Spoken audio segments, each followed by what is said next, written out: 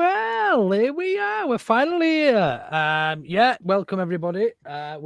Jay and I are actually going to be doing your B&C tonight. I know some of you are probably expecting Gilly and Smarty, as we were actually a day ago and the day before potentially, but it's ended up being me and Jay anyway. So we'll get into a little bit. Jay, how are you doing anyway? First things first. If you can tell, a bit laggy, but apart from that, I'm all right.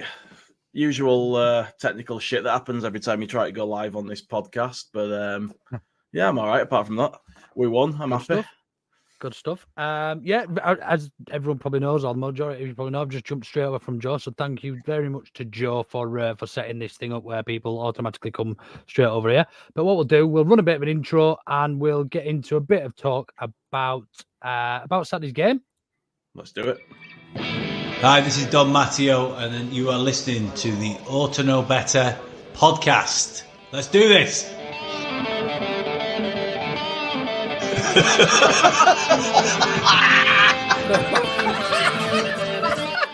You look like fucking Brolin, you're a Leeds eating bastard. Look like some sort of fucking weird floating head. No. You utensil player a bit, innit? I mean, I feel a bit right, dickhead. Nothing spectacular, really.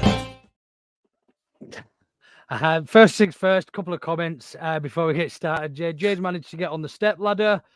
Cheers, mate. As we know, Love the support. We don't advocate bullying in here, but we all know that Jay's very, very short. So any jokes about Jay go unnoticed in here. We go over my head, mate. Oh, everything goes over your head because you're that small. That's the joke. So yeah, thanks everybody for joining us. We're going to get into. There's a few bits we want to talk about tonight as well. Not necessarily just the game on Saturday, but obviously we've had the FA Cup tie as well. We've got the AGM going on currently as we speak as well, the Lust AGM. But I think probably a good starting point, Jay, for me is to just have a bit of a discussion around how obviously the result first things first, but yeah, how did you feel? How did you feel? Obviously, you were in the cheese wedge as you are every week, but how did you feel during the game? I mean, was there at any point did you feel that it looked like a game? Obviously, other than conceding again within the first minute or two. Once we got back on top, did it ever feel like a game to you that we were ever going to lose? At times, I was worried. Yeah, I certainly didn't sort of settle down and feel confident for the majority of that game. They looked dangerous every time they came forward. We looked so open at the back, and that was what was worrying me. Every time we went forward, we looked great, but every time they came forward, so did they. And it were end to end, wasn't it? You just didn't know what was going to happen next, especially after like 3 goals in about 5 or 10 minutes or something. Yeah, I'm not sure if that's your internet, Jay, or mine, but it just cut out there for a second. Sorry, mate. Yeah, it was end to end. It was for the neutral. It was probably quite a good game to watch. Probably not so much if you're a Boro fan, and certainly not within the first couple of minutes if you're a Leeds fan. Now, I want to start by talking about this early goal that we conceded, because that's happened twice now. It happened midweek against Swansea on the back of a Pascal Struijk mistake, and then the first couple of minutes again at the weekend against Boro, conceded again within, was it 2 minutes? I think 3 minutes, two or 3 minutes. So who was at fault? Oh, God. God, no, I'm sorry. My brain's gone blank here. Was the first one the one when Meslier got beat at the near post? He got beat at near post, but I think probably Gray should have picked his man up there. Yeah, so I don't want. I'm not asking because I want to make this a player bashing session or anything. No. I think it's probably. I just want to see it from other people's perspective. I think. It was the one where Meslier was beaten quite easily at his front post. Yeah. But for me, it were a case of Gray made a mistake there, but then Meslier should have saved that. He shouldn't be getting beat from that range at his near post. Just shouldn't. Not for me. Right. Yeah. And why do you think it's happened twice now? Do you think it takes us a minute or two to switch on? Why are we going out at home and conceding so early in 2 games? Is there are we over motivated? Are we under motivated? Do you think it's deeper than that? Maybe. Do you think what's the reason why we're conceding so early? I mean, obviously they've both come from mistakes. Both those goals have come from mistakes. The one at Swansea, absolutely cracking finish, by the way. Pascal Stroik head back, and then the one at the weekend. I agree with you, by the way. I think Archie Gray overcommits on his man and makes it too easy to get a shot off. I still think Meslier should be doing much better at front post, and there's no doubt in that. But yeah, back to the question: what's for you? Why are we conceding early? I don't think there's anything different in that than what we've been doing. I think it's just chance that on these occasions we've just happened to let one in on these, at these moments, because we always seem to look vulnerable after we attack. When we lose possession in attack, we are always scrambling to get back. We're always open. The number of times I've been stood in the wedge and I've watched a team go straight to the other end and have a shot after we've had an attack or a corner or something. Do you know what I mean? It's almost every time in some games, and it's that someone at some point is going to punish you, and I think that happened to us in both the last 2 games. No, and I think you're right. I think it almost feels like when we're playing somebody, then they get an opportunity. It feels like they always capitalise. Now, I don't know whether that's down to us, or whether that's down to actually a team being more pumped up than us at Ellen Road, because it's let's be honest, it's the biggest game of a lot of teams in this division season. Yeah, of course it is. That's without taking the piss and being overconfident and being cocky. That is just how it is in this league. Everybody wants to beat United, so their players are coming. They all want to make a name for themselves. And it does feel like every time an opposition player goes through and they just seem to be so clinical against us, and that whether that's home or away. But again, does that then come back to the problems that we've talked about? Is it Meslier's save percentage that's not good enough? He should have saved it for me, but he also shouldn't have been put in that position. So it's a bit of both. It's just one of them perfect storm type situations. 2 things happened that probably shouldn't have, and they capitalised for me.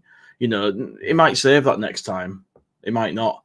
There has been a few that he should have saved that he hasn't, but at the same time, he's also made some cracking saves, as he did in that game near the end when he came out to that player and he just smothered it and got wide and stopped him.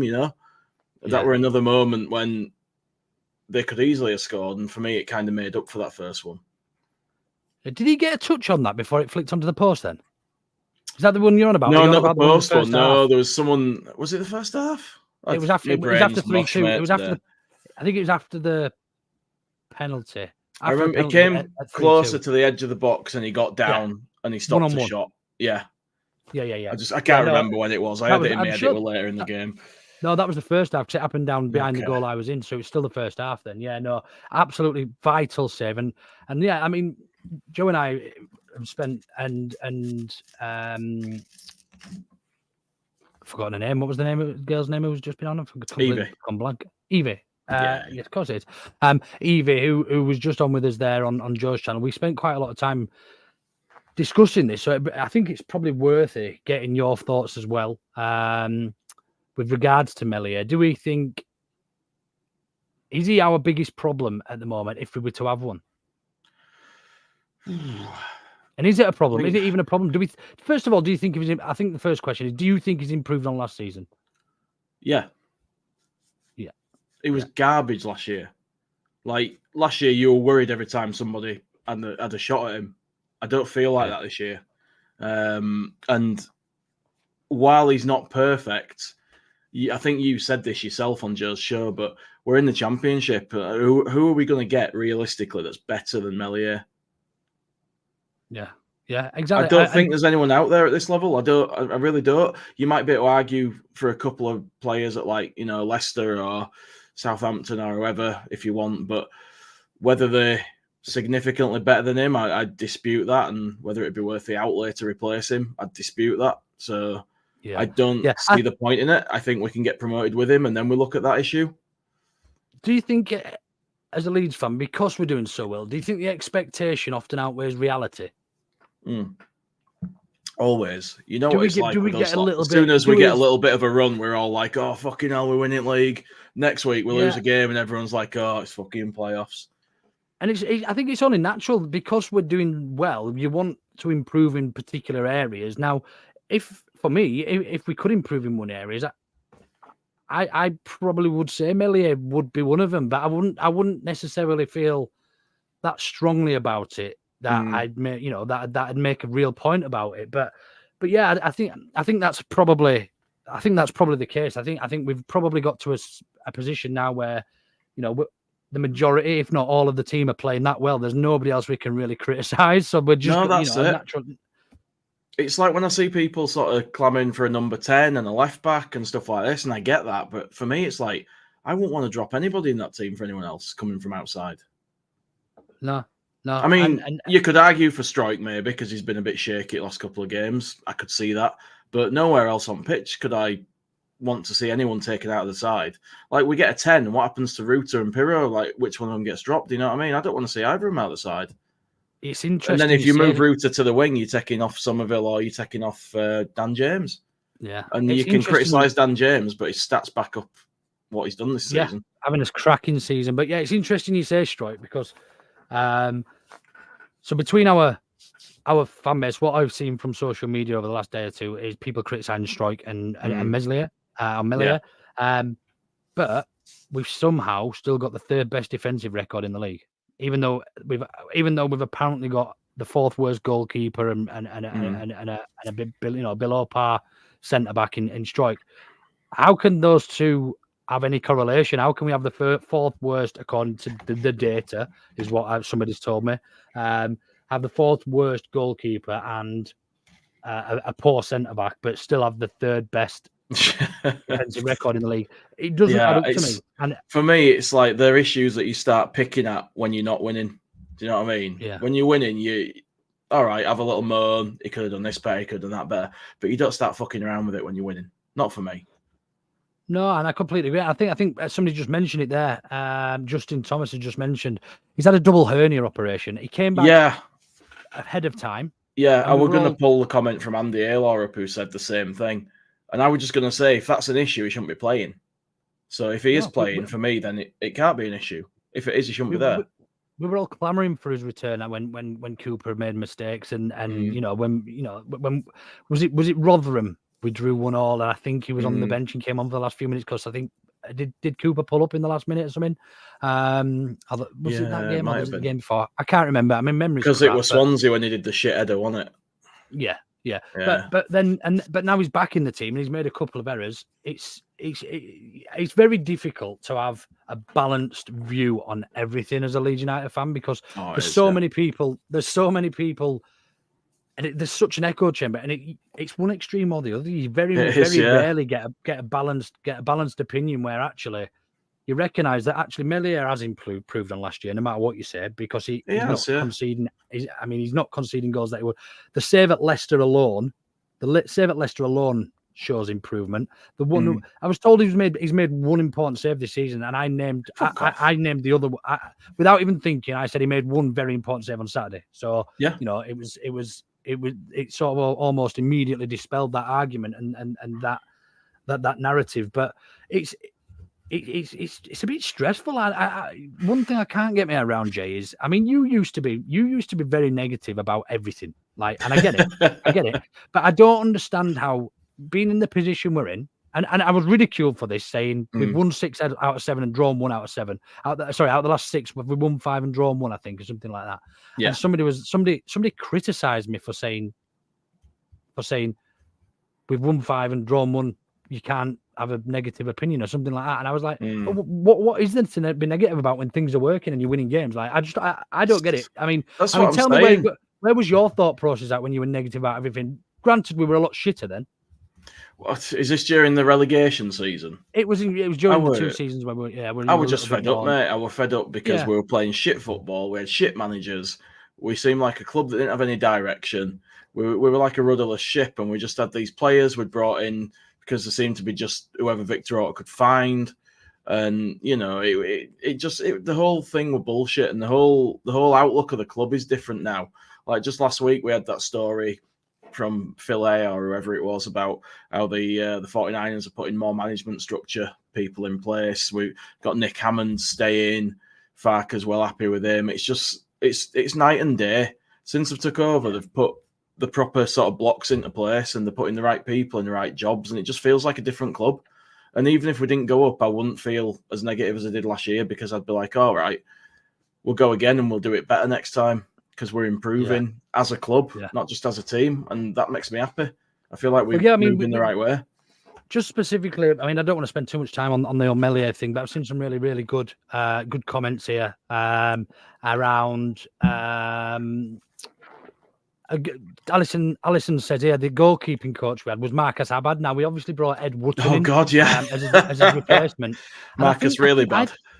I think we have genuinely seen improvement in Meslier. He's commanding more commanding from.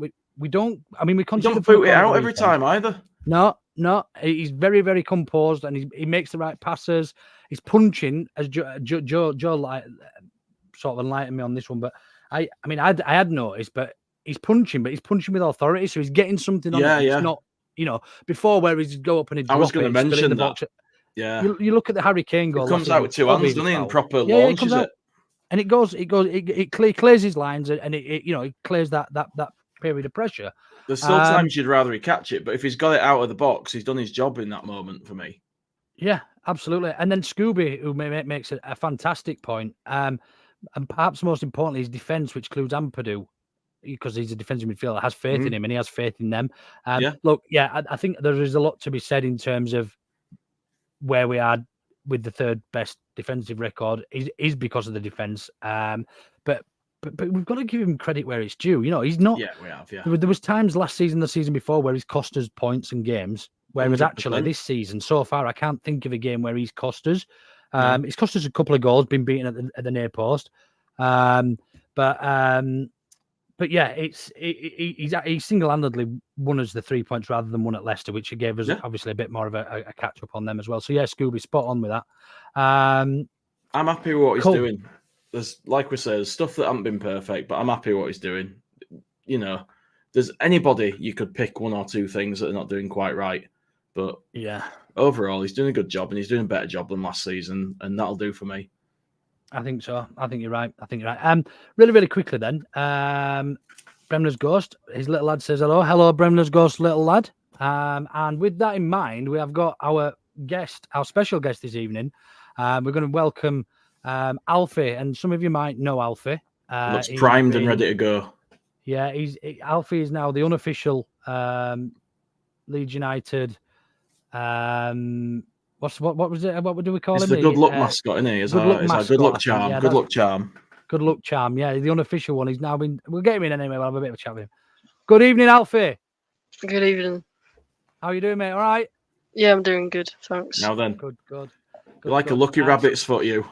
Yeah, so we thought we'd get you in because I didn't really want to speak to Jay on his own all night. First of all, I thought you might have a little bit more better conversation, but I just probably does.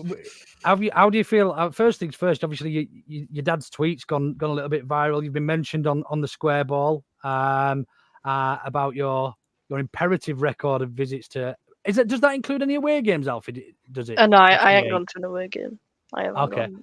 And it's 28 Come on, what games. Are you playing at, Johnny? Get him to some away games. 28. No, my mic's not working.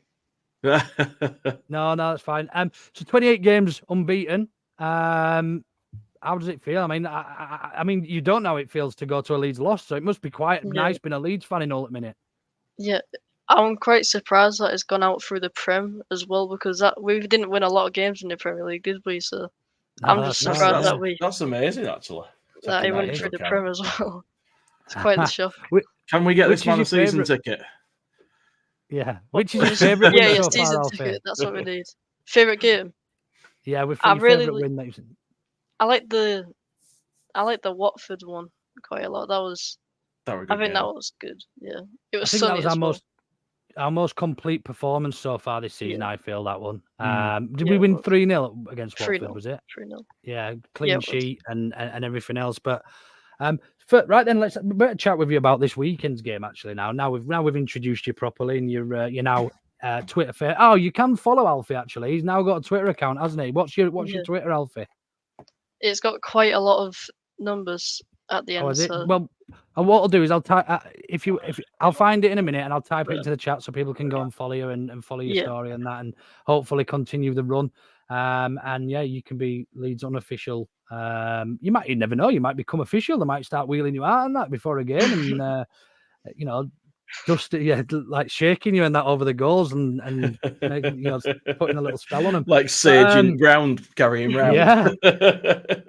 What did you make of this weekend's game then, Alfie? Because you were probably a lot more sober than me. So you probably remember a little bit more than I did. But how did you find the game? It was quite a good game, especially with us being 1-0 down so early, and for us to come back again like we did in the Swansea game. It was quite. You were at Swansea as well, weren't you? Yeah, I'm not used to Leeds like coming back like this, because usually in the Prem they never really.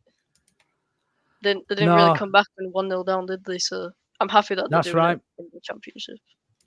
Yeah, and you know what, I keep banging this drum, but it's almost backward that I say it, but I prefer the Championship to being in the Premier League because we do win a few games and we are competitive, and it's a different level is the Premier League, and it's not a nice.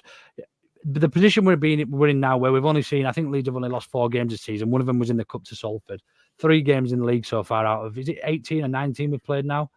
18. Let me have a look. So to see that, it's a much nicer feeling as a fan to see your team win. 19. But yeah, the Holy Grail is getting in that Premier League and seeing the best players in the world at Ellen Road and everything else. But what's your preference, Alfie? Would you prefer to be a competitive side in a lower league, or would you like to see us in the Premier League and potentially being in a relegation battle again? I think I am enjoying the Championship more, because not only do I get to go to more games, but we just look way better. And who knows, this team might do good in the Prem. You just don't really know, do you? Because that's it. A lot of the players that we have hadn't actually played in the Prem, so you don't know how they would do, would you? But it's Good point. You just don't know. You can't really tell. Rutter's a great example, isn't he? He was given 10-minute cameos. We signed him for 30 million quid or whatever, and he was given 10-minute cameos by crap managers. I won't swear at Alfie too much while you're on here. We'll replace the crap words when you've gone. But yeah, he wasn't really given an opportunity to show how good he is. Now he stepped down a level, granted, but given his game time, he's almost a different player, isn't he, at the minute? Yeah, he definitely is. I think his dribbling surprised me the most out of everything. He just seems so calm with the ball, even when there's like people pressing. He just kind of glides past them. Yeah, he's got glides. Like he's got the ball on a string, isn't it? Like a yo-yo, and he's just able to like flick it around, bring it back. It's like stuck to him. It's magic. Yeah. I love watching that. I do. I love watching him. And so going back to the performance on Saturday then, where do we need to improve for you, Alfie? You've probably heard us talking a little bit about Meslier and obviously the front post and everything that he seems naturally to be beaten on. But I think that can be coached for me. But where do you see us needing to improve? There is quite a lot. I think just finishing our chances. That's probably like we get a lot of chances, but there will be teams that we don't get a lot of chances. Like with teams like Leicester and like teams that are good at pressing, they won't give us a lot of chances. So we need to start taking them. So that's Roots' one weakness for me. That finishing. Yeah, that is definitely. I mean, the chance that he had against Middlesbrough, where he was right through at goal. Oh God, yeah. That was Bamford-esque, that miss, wasn't it? And then you look at the one he took at Swansea. Do you know what I mean? Where he brought it down. It was pretty similar. He was 1-on-1 with the goalie, and he could have just popped it round him. But yeah, it's interesting you mentioned that, Alfie, because a lot of people have been slating the other end of the park when actually, because our front four's figures are so good, they've actually missed a fair amount of chances this season between them. Good chances as well. And I think if we were a little bit more clinical, we'd probably be in a similar position to probably Leicester and Ipswich now, because we haven't really lost many games where we've conceded daft goals, but actually, when you look at the games where we've drawn and lost, we've missed some good chances. You know, Wednesday we had, I think, something like 12 shots on target. We had Rotherham, we were all over them for 85 of 90 minutes. Other games, Southampton, we could have brought it back. We had enough chances to bring that game back, even going in, 3-0 down or whatever it was. So yeah, completely agree. When's your next game? We think it's going to be Coventry, but we just don't really know. It depends if we can get tickets or not. But hopefully it's Coventry. So you need your dad on every game, 5 different devices trying to get one. Yeah, everyone will be clambering all over Twitter trying to get Alfie tickets now, just so we win. Okay, a couple of quick questions about the season so far. Then before we let you shoot off, Alfie, who's been your player of the season to this stage? It's quite hard to find someone who's like been the player, because I think everyone has just played their role really well. I think Rodon's been real good in defence. Obviously, Ampadu shows how good he is, and then I think Pereira's the best finisher we have, but I think Somerville's just been unreal. Like, whenever he has the ball, it looks like he's going to go up and score. He's definitely a really good player that we have. And I'm so glad he's at this club. I know, yeah. He stood out. He has stood out, hasn't he, Somerville? But yeah, I think it's really important we do get promoted, and the reason why is because we want to try and keep all of these players. Do you know what I mean? I think we fell in love with Raf, who had aspirations above what we offered. Obviously with relegation and that as well.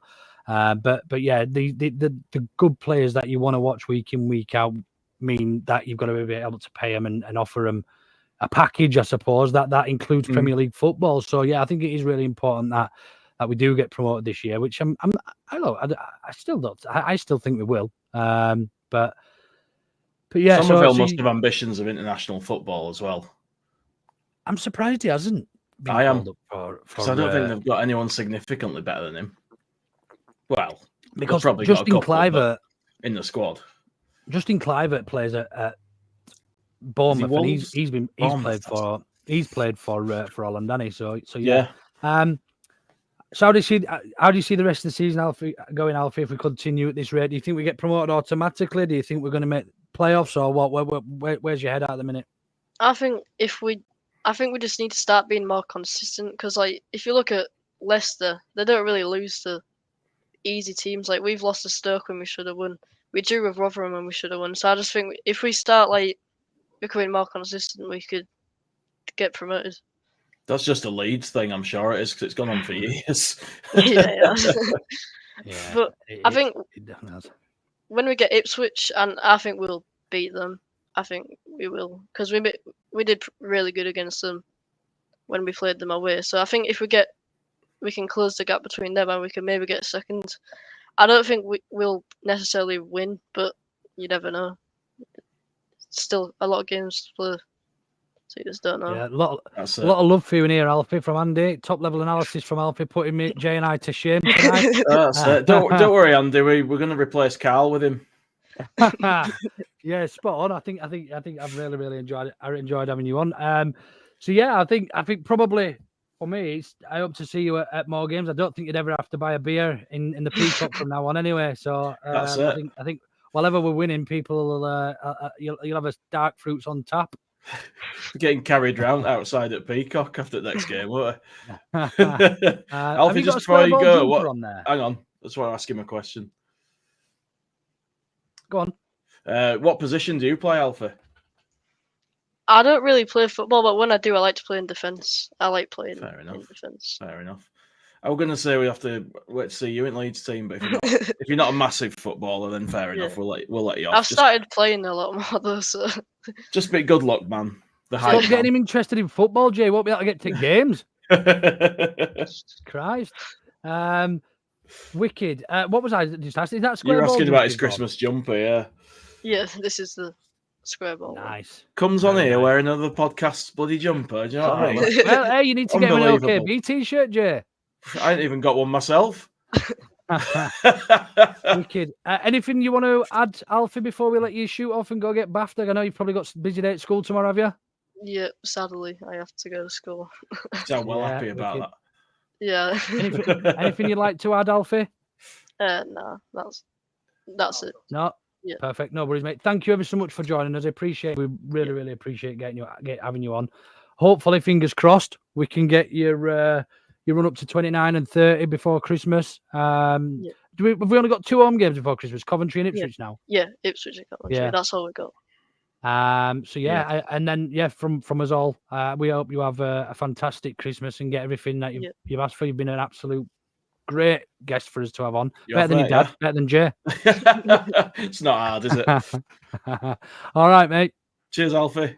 All right, bye. Thanks, Alfie. Take care, mate. Have a good evening. Yeah, take care. Cheers, Johnny. See you, Johnny.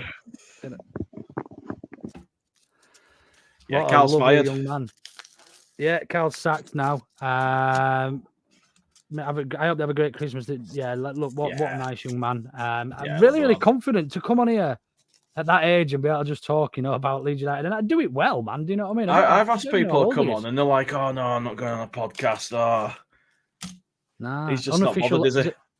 Did you see Oddie from the Square Ball said to Johnny, we should have brought you down to London with us, and then he thought, actually, that's a bit weird. Yeah, I saw that. Right, just really quickly, we'll just fly through a few comments and we'll get back into a bit more about the game, Jay, if you like. Yeah, go for it. George McPherson says it's getting repetitive with all these away games in the FA Cup. Time for a home tie. Now, I don't know where I sit with this because I prefer away games, generally speaking, and I like to go to grounds that I've never been to. I have actually been to Peterborough. It was actually my daughter's first ever game. It was a pre-season friendly. I think it was 2015 or 16. We played them up at Peterborough in a pre-season friendly. What's your thought on that? I mean, the home ties are better if you want to win, but we don't really want to be winning cup ties, do we? This stage of a season, I'm not bothered. Away games are a laugh because in the cup you often get to go somewhere that you wouldn't normally.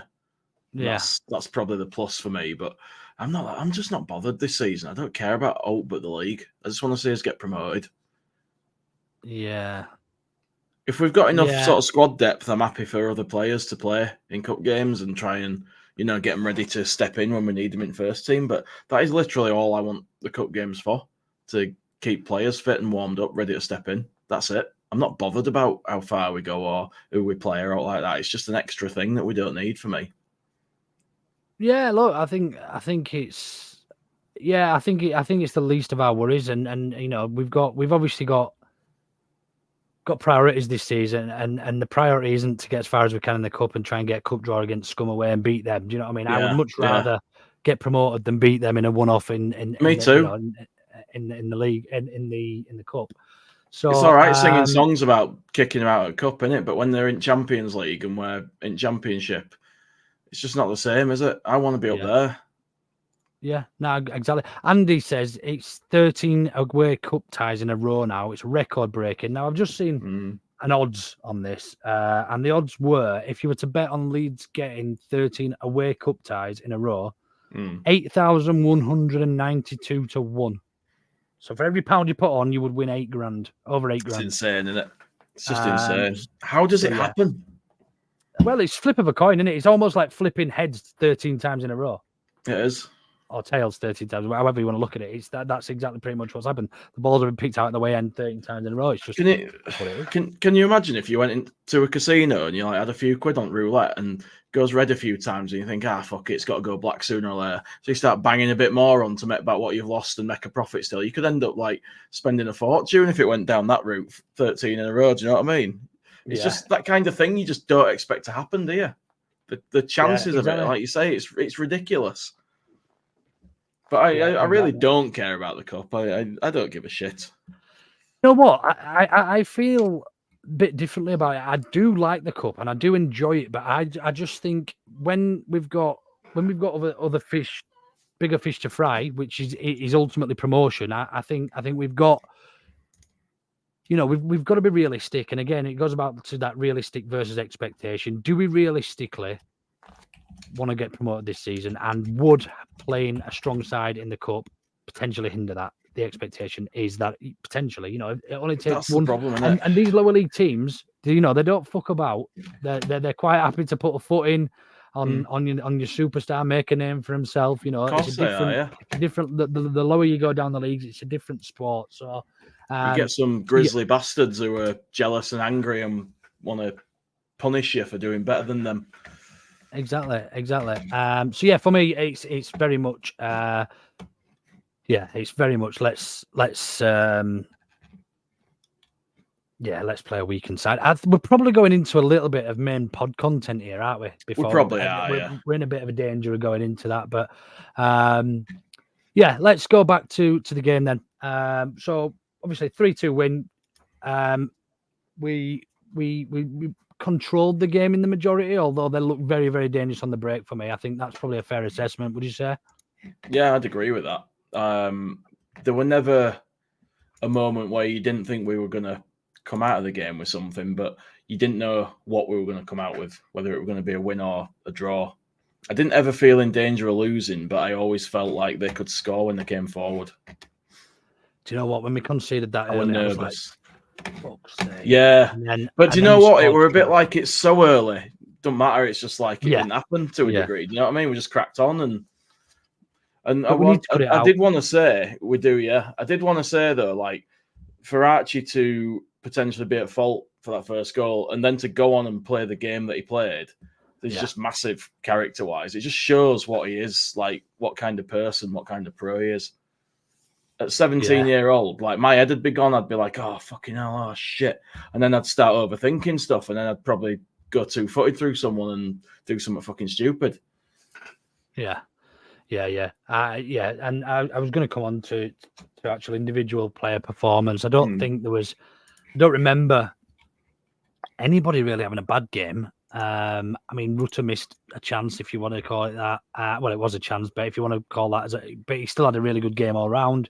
He did. Meslier beating easy at his front post, conceding from a corner. Is that a bad performance, or is it someone else's fault? He still went on and made that great save. Absolutely. The fact we're having to nitpick to try and find individual faults is testament to how we're playing football, I think, and this is why I sort of lost my shit a little bit last night on social media. It's that actually when things are going good, people still want to try and find something to find a negative within, and it boils my piss. It does. I just enjoy it, mate. When we win a game, I'm buzzing for weekend. I'm well happy. Yeah, absolutely. I could talk about other stuff some other time. I'm not interested in looking back and picking fault. You go in the pub after the game, and it's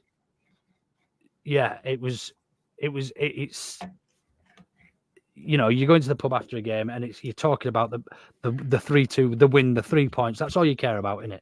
Yeah, that's it. Yeah. Another thing, Patrick Bamford. What great reception he got with his fucking stupid hair, by the way. But he got a fantastic reception. He did, to be fair. Yeah, he did. And that, I think that's the difference between, being part of the atmosphere in Ellen Road and having to watch. And look, I appreciate not everybody can get to Ellen Road and people can't afford it. People can't get tickets. This isn't a blanket comment or a blanket statement, but there is a real difference you find to people who go regularly or go to games, and after a game, the conversations you have to actually the conversations you see online afterwards. Yeah, 100%. 100%. Like when you're in the ground, you just see so much more of what people are doing, like off the ball and stuff like that. You don't get all that on TV, and people sometimes, like you say, get a bit sort of, oh, you think you're better than us because you go to games. It's not about that, is it? It's just about the fact that physically you do see more, so you do tend to have a better informed opinion because you were there. That's just a fact. That's not slating anybody or saying, oh, you should get to more games. Everyone's got their own circumstances, whatever. No shame in that. But it's a fact. You go to the games, you see more of what goes on the pitch. Yeah. A couple of quick questions about, not questions, but a couple of comments around Archie. Quite interesting comments. I like this one from Diggler.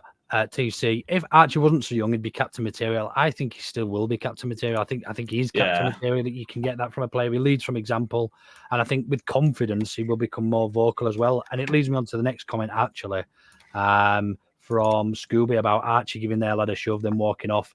After get lost. Nice one, Archie. That showed a level of maturity as well, because a lot of players wouldn't have dealt with it like that. No, he came across really well with that. Couple more questions, starred messages. Top Banana says, Luke, Leeds played for you on Saturday, all the goals in the first half, so you can remember them.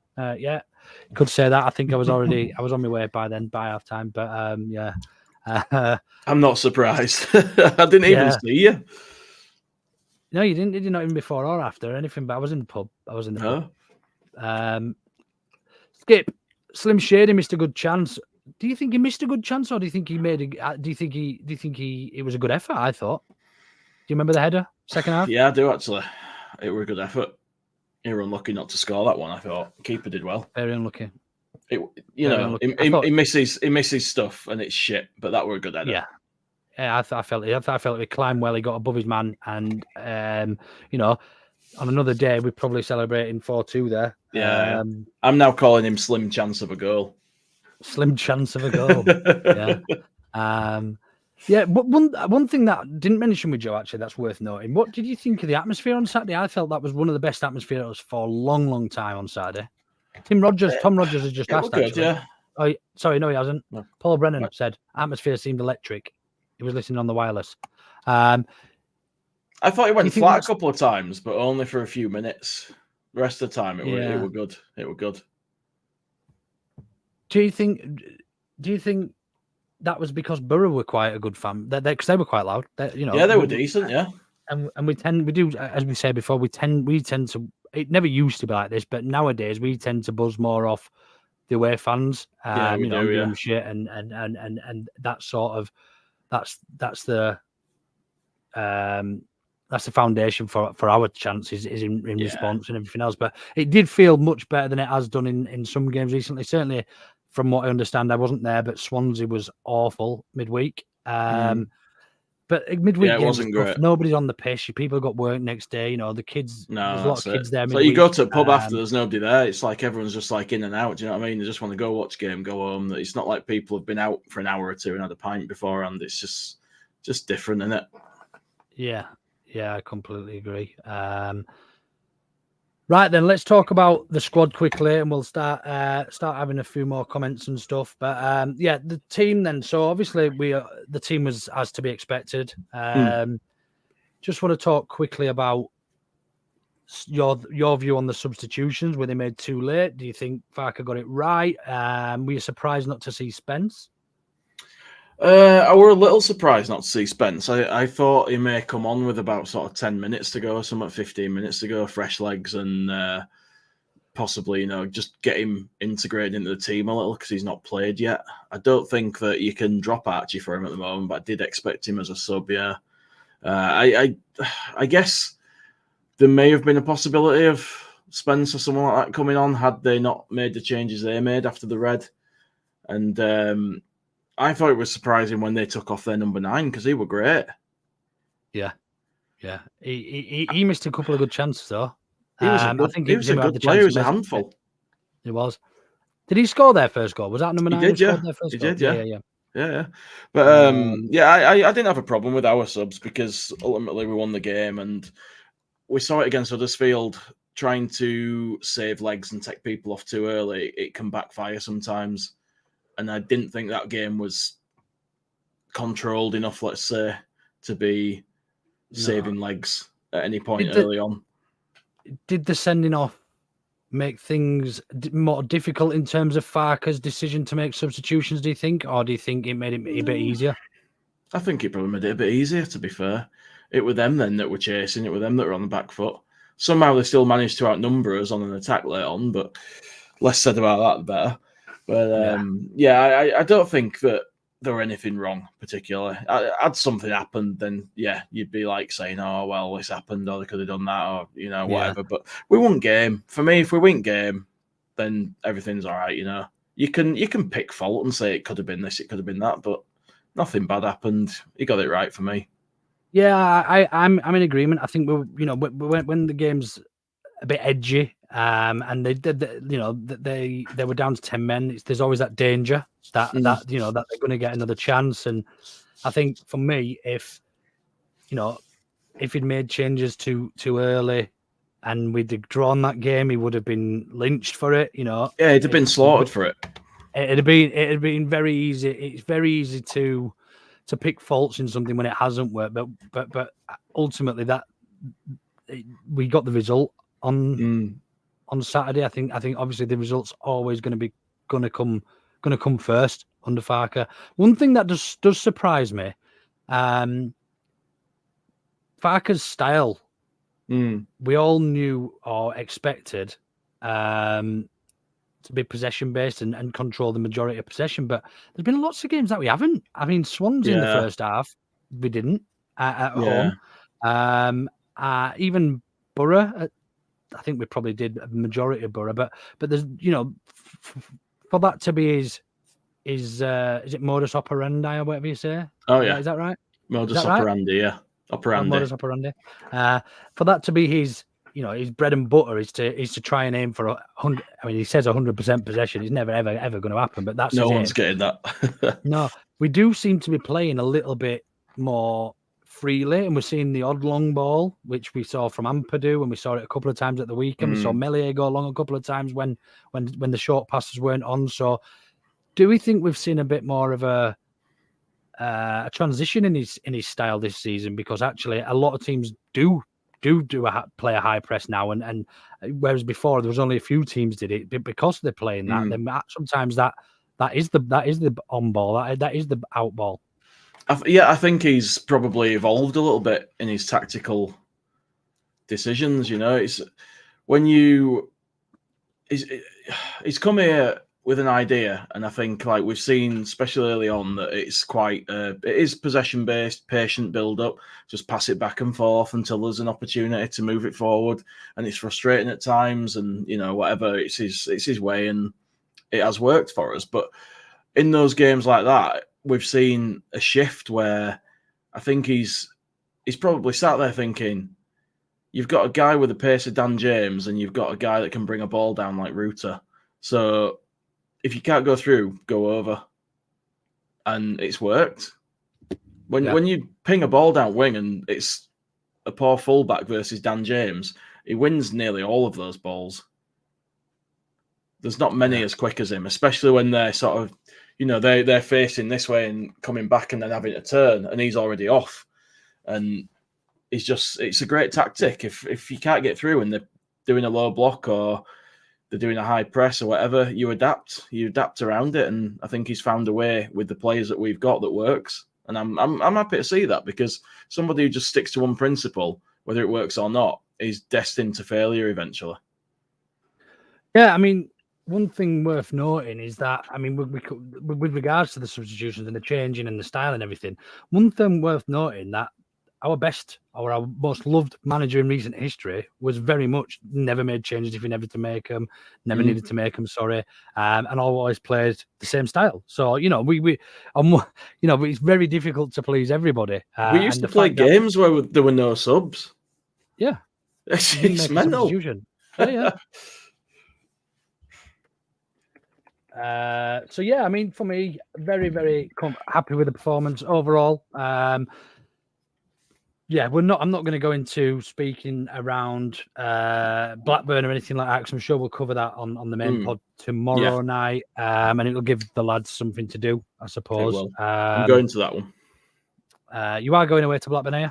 Yeah, I am. Yeah, going to that one. Good, so good. hopefully, it won't curse us. 7,400. Yeah. I imagine. Will it be that standard? Can you get Alfie a ticket? I don't think so. There's no tickets available, is there? I might give him mine so that we can win. It'll be that stand behind the goal, I think, at Blackburn again. Yeah. It's what we had last time I went there, although that was pre-season. But it's not too far to go. They're a half decent side, but I don't see them as something that we can't overcome. But again, that's for main pod, so I won't say any more on that. No. Just one or two quick things. Then we obviously touched upon Spence really quickly, but Danny Rumsey said, "Think Spence has to work hard to get in that team," which is how it should be. You know, absolutely. As a loanee player, if you're not doing something better than what we've already got, you're not going to get in the team. You know, you're not our player. So if you're not going to offer anything, I think he's got a different dynamic to Archie Gray. I think he's a bit quicker and but I've just been watching Archie before we came on here when you were getting ready. I was watching. Leeds United have just tweeted out Archie's best moments. It might not have actually been Leeds United who done it, but I think it was off the official Twitter. But yeah, look, just watch that, and he's just immense, man. He's just so good. He is. The thought of Spence and Dan James down one side, though, must be terrifying for opposition teams. Yeah. So if he does get that chance, it'll be interesting to see how that dynamic plays out. But you can't drop a kid who's doing as well as Archie's doing. No, it'd be counterproductive, wouldn't it? Why would you do that? You know, his head would be down, wouldn't it? He'd be like, "What the fuck have I done wrong?" Yeah, it's absolutely nuts. And then really quickly, I don't want to get into it too much, but obviously Cresswell's not getting a look in. David Mallam says, "What's the opinion on Boro being interested in? Would you be tempted to loan him out?" No, not for a second, because one injury to our centre backs and we are screwed. And we're down to him being the backup then, aren't we? Yeah.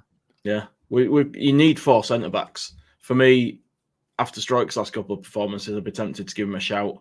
But obviously, as you said before, Farker sees him in training. He knows more than we do. He might not think he's ready to play. Yeah,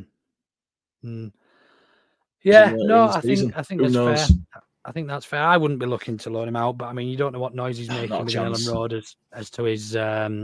He's just signed a new contract. Maybe part of that contract agreement was that he was going to get a lot of playing time this season. We don't know. You know, we maybe not. But apparently, Danny Rumsey's saying Boro wanted to buy him in the summer. He's on their list of centre backs that they want. I'm sure there's a lot of clubs that would like him. I'm sure he's on a few lists. But we are under no pressure to let go of a kid who's just signed a new deal. No. I still believe he's the future of our defence. Oh no, absolutely. Him and Strike. I would still sign Rodon as well if we get half a chance. 100%. For me, next season it should be those 3 and someone else, because Cooper should be on his way after this. Maybe a coaching role or something. I don't know. Yeah, absolutely. Jamie, smash a like. Do follow us if you are new here as well, please. It does help us out a little bit. It makes me feel better when someone gives us a like. Yeah, it makes Jay feel better. Salve's asked, Luke, are you going to do a Bamford and dye your scalp? No, I'm not actually. I'm not sure how that'd work. Would you just there was a nice chant going round, wasn't it? Did you hear the chant at the weekend? If Bamford scores, we dye our hair. No, I didn't know. Did you not hear that? That was down the south. Bamford scores, we dye our hair. So yeah, it was quite. I'll have heard it, but just not realise what they were saying, probably, because it's me and I never can tell what's fucking going on. Somebody mentioned Helder there a minute ago. I did see, but really? Do we see Helder as a left back or as a centre back? I don't know. Well, he's meant to be a centre back, isn't he? I think it was, but he played left back and centre back, didn't he, for Celtic? Yeah, he did. Anyway, that's not for us to discuss at the moment. Justin has asked, what about Spurs wanting Nonto swap? Well, yeah, I'd be all over that. But they'd obviously have to throw us a bit of cash as well.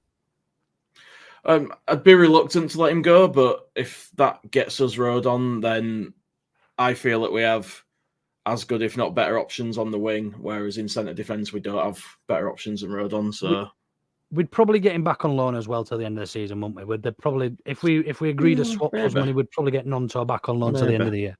Maybe it depends how desperate they are for something new. They're not having a good time, are they, at the moment? So they might just want some fresh faces. Yeah. Danny, can you mention this on tomorrow's night, please? Because I think that's a great talking point. If you're coming on tomorrow, I don't want to get into too much. I don't want to get into it too much tonight because I think it's a great point. That is a great idea. Talking about it, but yeah, please do mention that to the lads tomorrow, Danny, whoever's on. That is a great idea. An actual reason to bring everyone back. Yeah, absolutely. That's awesome. I like that, Danny. I like that. Yeah, great. Not as daft as you look, mate. Right then, penultimate things. Who was your man of the match and special mention for from Saturday? Man of the match is definitely Archie for me. Despite that early slip up, the fact that he played so well after that Just for me, it were great. I remember he were out on the wing and he just played that crossfield ball right over to the far side. It was superb. He was knocking ball through their defenders' legs, taking piss out of them. He had a great game. He really, really, really stepped up for me and did a great job. Yeah, he an assist as well for Somerville's goal. Special mention could either be Somerville or Kamara. To be honest, both were good in different ways. Yeah, absolutely. My man of the match was Dan James, just because of the way he got Also and the way he put himself about. He got crunched loads of times at the weekend, and he just kept. He's a pest, isn't he? Back up. Yeah, he doesn't look like he should be able to take it, but he gets smashed and he just carries on. He's tough. He's tough as they come. He is Dan James. And I really rate him. He's got that bit of dog about him, hasn't he? He gets stuck in, and Archie as well, standing up to that player and handling it really, really well. But yeah, my other than Archie, I think it would have definitely been Dan James. Special mention for me would probably go to with Kamara as well. Yeah, I thought Kamara was tidy. He was solid again. Looking really, really good in an Ampadu, which is he's like a great headache to have. Yeah. He's like a good Adam Forshaw. Like he can do all the things that Forshaw could do, but so much more. Yeah. He's got that ability to find space when he's in a tight spot and to get out with the ball. This is a great point. We don't have a Dan James chant. We don't, do we? There was one kicking about, and I can't remember how it went. Something about running down the wing, and we sang it at a few away games, but I can't remember it. So he does need his new chant. So anybody who's good at writing chants, get them tweeted to us, and I'll get on it, mate. You've loved all. Yeah, maybe leave that one alone, Jay. Cool. Best B and C this season. Thank you ever so much. Smash the likes for the lads. Cheers for that, Banana. Appreciate it. Yeah, just show Dan. I think it means just shout Dan. Like Alan Partridge. Dan. Yeah. Dan for about 90 minutes. Dan. What about to the tune of Chelsea? What about Dan James? Dan James. Even if it just pissed them off. Yeah. Wicked. One last thing, Jay. Do you want to take it away? Oh yeah, no worries. You've put me on the spot there, but I am as we always close, do, so I can bring this straight up. Our good friends, Andy's Man Club, they've sent us their December schedule. Sunday the 10th, 11 a.m. till 3. It's the Barber Club at W2 Barbers on Easterly Road. Come and get your hair cut, just have a chat. You can just sit there, hang out, talk to other lads, whatever. Get an haircut if you want to look sharp. Friday the 22nd, 6:30 till 9. We've got the pool and snooker night at Northern Snooker on Kirkstall Road, which is a great place. I used to go there when I was a bit younger and didn't mind humiliating myself at pool. On the tables upstairs, small donations welcome, but it's not necessary. You can just go along, hang out, chat to people. Fine. No obligation for anything there. And also you've got Sunday the 31st, New Year's Eve, 11 till 1. Walk and talk at Temple Newsome alongside a couple of the charities that the Andy's Man Club are, I don't know what the word, affiliated with maybe? Yes. Friends with. So you've got the Women's Wellbeing Network, the Leeds Dads and the Mental Health Mates Leeds, and that's in the Temple Newsome Cafe Courtyard. Probably be a bit of a bigger meet with all those people there, but it's a great opportunity to get out, talk to some people, just meet some different folk that you might not normally come across, in your everyday life, and just do something a little bit different and speak to other like-minded folk. You don't have to struggle on your own. There's a lot of help out there, and these guys are right up there. Well done, well said. Yeah, thanks, Jay, ever so much for joining me. Special mention, everybody, to Alfie coming on earlier on and absolutely smashing it. I did pop his Twitter in the feed a little bit earlier, so do give him a little bit of a follow his story. Other than that, we are due to be back tomorrow night for the main pod, where we'll probably get into a bit more detail about Blackburn and any other business, really. And we'll also have, obviously, the shit take of the week, etc. I wouldn't be mega shocked if the main pod ends up moved to Wednesday just because we've done this tonight, but I don't know. Maybe just keep an eye out. Yeah, just keep an eye out on socials. Yeah, thanks to those of you who are new here who got sort of lobbied over by Joe as well. Nice to see you, Ed. Please do it, like, and do subscribe. Please come back and watch again if we've not alienated you. Yeah. Yeah. Great to see you all. Thank you ever so much. Thanks for all your comments as ever. We will see you again later on in the week. Cheers.